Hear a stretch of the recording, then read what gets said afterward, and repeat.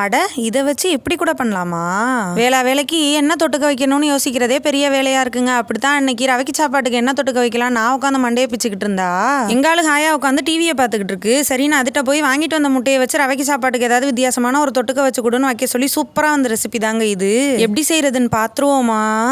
அதுக்கு ஒரு பவுல்ல 3 முட்டையை உடச்சு ஊத்தி அதோட 1/4 டீஸ்பூன் மஞ்சத்தூளும் 1/4 டீஸ்பூன் உப்பும் சேர்த்து நல்லா கலந்துக்கிட்டு அதை ஒரு இட்லி சட்டியில வச்சு ஒரு 1/4 மணி நேரத்துக்கு நல்லா வேக வச்சு எடுத்து வச்சுக்குவோம். அது வெந்துகிட்டு இருக்க கேப்ல ஒரு பெரிய வெங்காயத்தையும் ஒரு குடமிளகாயும் கட்டங்கட்டமா நறுக்கி எடுத்து வச்சுக்கிட்டு 2 பெரிய வெங்காயத்தை பொடி பொடியா நறுக்கிட்டு 2 தக்காளியும் ஒரு மிக்சி ஜார்ல சேர்த்து நல்லா வலுவலுன்னு அரைச்சி எடுத்து வச்சுக்குவோம். இப்ப அதுக்கு தேவையான மசாலா அரைக்கிறதுக்காக அடுப்புல ஒரு கடாய் வச்சு அதுல ஒரு பிரிஞ்சி இலை, 2 வரமிளகா, ஒரு சின்ன துண்டு பட்டை, 3 கிராம்பு, 1/2 டீஸ்பூன் மிளகு, 1/2 டீஸ்பூன் சீரகம், 2 டீஸ்பூன் மல்லி எல்லாம் சேர்த்து நல்லா வாசம் வர அளவுக்கு வறுத்துக்கிட்டு அது ஆறுனதுக்கு அப்புறம் அதை பொடியா அரைச்சி எடுத்து வச்சுக்குவோம். அதே நேரத்துல வெந்த முட்டையும் கட்டங்கட்டமா நறுக்கி எடுத்து வச்சுட்டு இப்ப அடுப்புல ஒரு கடாய் வச்சு அது நல்லா காஞ்சதுக்கு அப்புறம் அதுல 2 டேபிள் ஸ்பூன் எண்ணெயை சேர்த்து 1/2 டீஸ்பூன் சீரகத்தையும் சேர்த்து நல்லா பொரிய விட்டுட்டு அதோட ஒரு வரமிளகாயும் பொடி பொடியா நறுக்கி வச்சிருக்க வெங்காயத்தையும் சேர்த்து வெங்காயம் நல்லா நிறமாற அளவுக்கு வதங்கினதுக்கு அப்புறம் அதோட 1/2 டேபிள் ஸ்பூன் இஞ்சி பூண்டு பேஸ்ட்டையும் சேர்த்து பச்சை வாசனை எல்லாம் போனதுக்கு அப்புறம் 1/4 டீஸ்பூன் மஞ்சத்தூள், 1/2 டீஸ்பூன் கரம் மசாலா, 1 டீஸ்பூன் மிளகாய்த்தூள், 1 டீஸ்பூன் மல்லித்தூள், 1 டீஸ்பூன் உப்பு எல்லாத்தையும் சேர்த்து நல்லா கலந்து விட்டுட்டு அரைச்ச தக்காளி பேஸ்ட்டையும் அதோட சேர்த்து மசாலா வாசனை எல்லாம் போனதுக்கு அப்புறம் அதோட 2 டேபிள் ஸ்பூன் தயிரையும் சேர்த்து நல்லா கலந்துக்குவோம். அதோட கட்டங்கட்டமா நறுக்கி வச்சிருக்க வெங்காயம், குடமிளகா, அரைச்ச மசாலா எல்லாம் சேர்த்து ஒரு 5 நிமிஷம் நல்லா கொதிச்சதுக்கு அப்புறம்